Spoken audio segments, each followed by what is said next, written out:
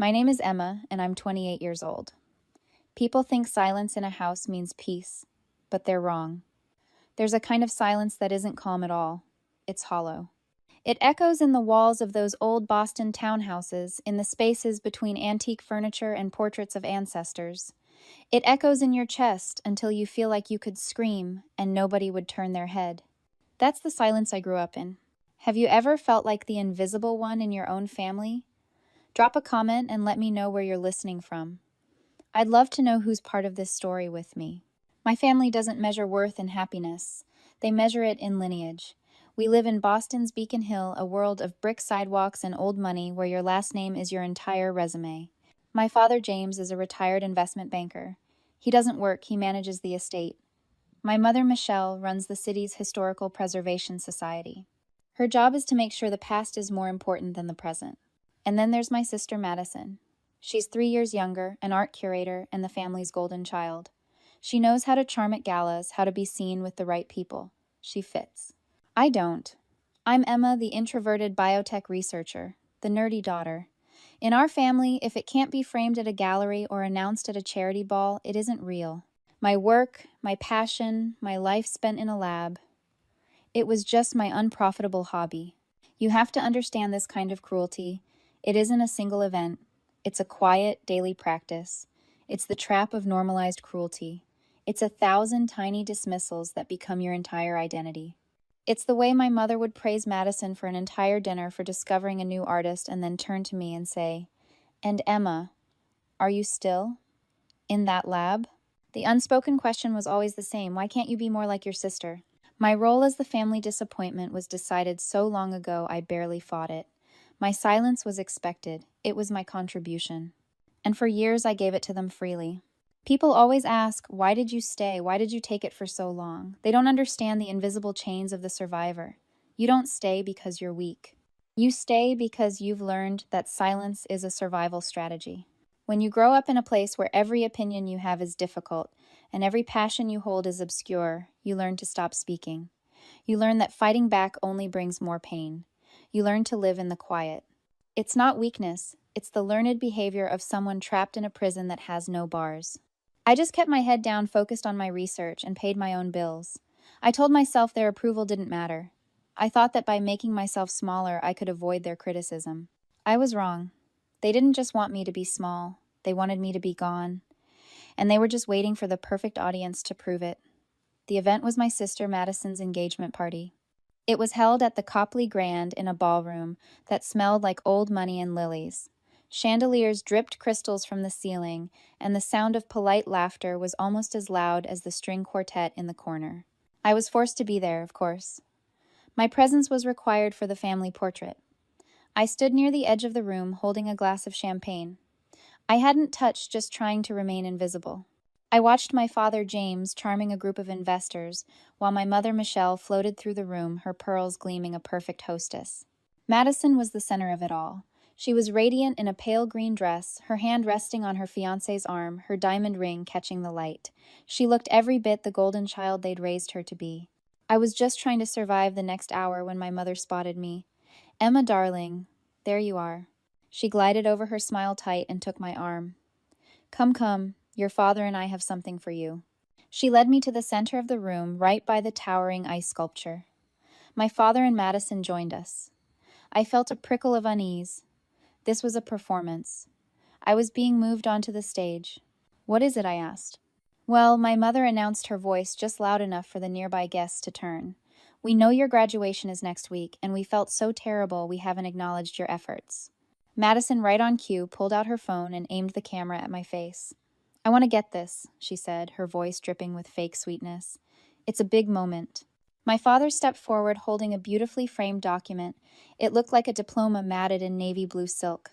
"Your mother and I had this commissioned for you, a little graduation gift." I took it from him. My hands were steady.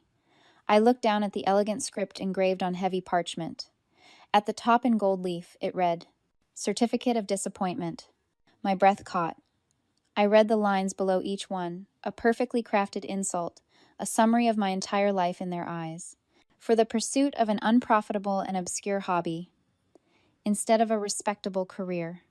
for failing to secure a socially acceptable partner, thus neglecting your familial duty, for a general lack of social grace, and an unwillingness to conform to family standards.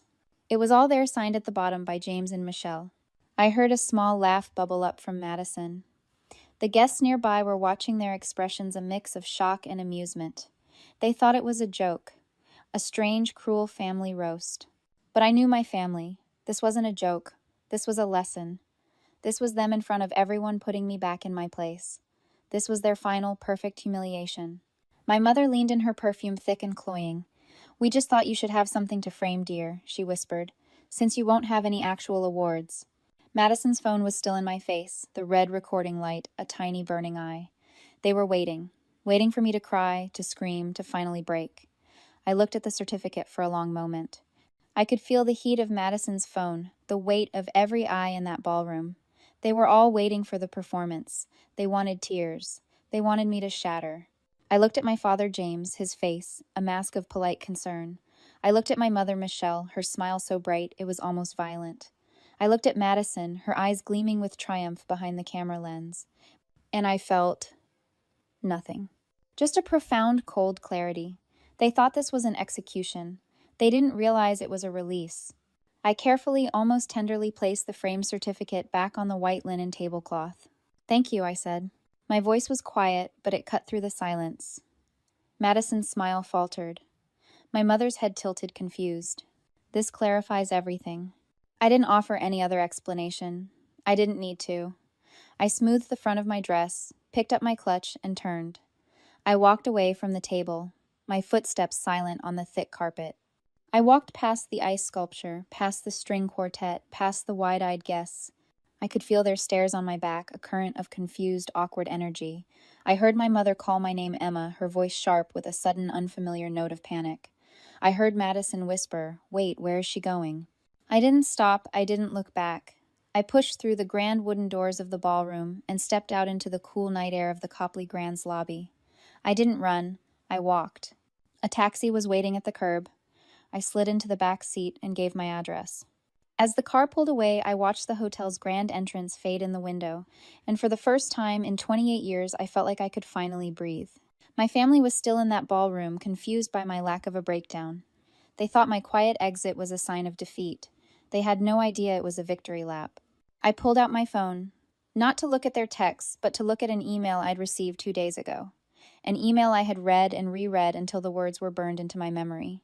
The subject line was simple: "Congratulations on the acquisition." My unprofitable hobby, my nerdy lab work, the gene synth project, hadn't just been a passion, it was a patent, a revolutionary patent for treating a rare genetic disorder. And my hobby had just been acquired by Biogen Dynamics, one of the largest pharmaceutical conglomerates in the world. My family thought they were handing me a certificate of disappointment for my failures. They had no idea I was walking into that party holding a finalized signed contract for $10.5 million. They thought they were writing me out of the family legacy. They never bothered to realize I had just built my own. I didn't wait for them to find me. I saw them in the reception hall, a tight, furious cluster by the exit. I walked right up to them. James spoke first, his voice a low growl. "What did you do, Emma? You embarrassed us. You made this entire family look like fools." "I don't understand," I said, my voice genuinely calm. "I just graduated." "Don't play dumb." Madison snapped, her face pale with rage. "You did this on purpose. You knew this would happen. You wanted to ruin my engagement party, and now you've ruined your own graduation." My mother, Michelle, was trying to regain control. She forced a smile, though her eyes were frantic. "Emma, darling, you should have told us. We had no idea. We can fix this. We'll release a statement. Explain that this was all a lovely surprise."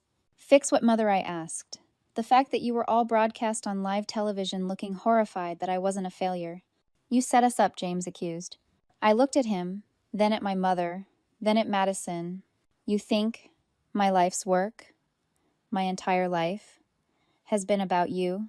I almost laughed. "You never once asked," I said the words quiet and sharp. "You never once in all the years I spent in that lab asked what my unprofitable hobby actually was. You just put it on a certificate, framed it, and laughed." I took a breath. "My gene synth project. It's a revolutionary new treatment. A cure, actually." Michelle looked confused, annoyed by the details. "A cure for what?" What does that matter?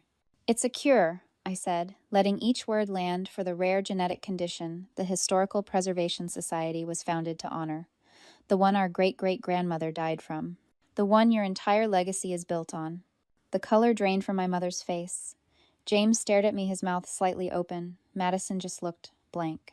The work you called a disappointment wasn't just $10.5 million, I said softly. It was the answer. The cure for the very disease your entire society is named after. You didn't just disown me. You disowned your own purpose. They were finally silent. It wasn't the hollow, dismissive silence I'd grown up with. It was the heavy, suffocating silence of an ending. The silence of people who have just realized they've burned their own world to the ground. I looked at them one last time. I have a meeting with the board from Biogen, I said. Excuse me. I walked away. I didn't look back. The fallout wasn't immediate, but it was total. The story went viral far beyond the local news. The narrative was just too perfect. The certificate of disappointment became the centerpiece of the story, always shown side by side with the $10.5 million headline. But the real story, the one that destroyed them, was the irony. When the public learned that the Historical Preservation Society run by Michelle had been founded to honor the victims of this disease, and that Michelle's own daughter had cured it, and they had mocked her for it, it was over. Donors for the society pulled their funding overnight, disgusted by the grotesque hypocrisy. My mother's life's work evaporated. The society paused all operations within a week. My father's reputation in the old money circles of Boston was shattered. He wasn't just the man who'd been cruel to his daughter. He was the man who was too foolish to see the value in his own family. He'd managed his estate but had no vision. He'd become a bad investment. And Madison, her wedding was indefinitely postponed. Her fiancé's family, who valued lineage and reputation above all, could not under any circumstances be associated with the vulgarity and short-sightedness of the scandal. They had built their entire world on an image, and with one graduation announcement I had shown them all what they really were. Just an empty frame. My new office at Biogen Dynamics overlooks the harbor. It's all glass and steel filled with light. It's quiet, but it's not the hollow silence of my father's house. It's the silence of focus, the silence of work that actually matters. I kept the certificate of disappointment. It's in a drawer in my new desk under a stack of research proposals. Sometimes I look at it. It's not a trophy. It's not a wound. It's just a receipt. The price I paid to finally leave a room I never should have been in. My family's world collapsed. Their reputations built on the fragile illusion of legacy shattered when the public learned the truth. The Historical Preservation Society is gone. My father's social standing is a memory. Madison. I don't know what happened to Madison. I haven't heard from them. I don't need to. The $10.5 million. I'm using it to build something real. I've established a new foundation. Not one for plaques and galas, but one that actually funds the science that makes the cure accessible to people who need it. This isn't a story about revenge. It's a story about value. And it's why I wanted to end this by talking directly to you. This is a letter to those who always feel like they're on the edge. To the one who feels invisible at the family dinner table. To the black sheep, the quiet one, the overly sensitive one. To everyone who has ever been made to feel that their passion is just a hobby and their worth is something that needs to be proven. You are not invisible. You are just waiting. For years, I thought my value was something my family held in their hands. I thought if I was good enough or quiet enough or successful enough, they would finally decide to give it to me.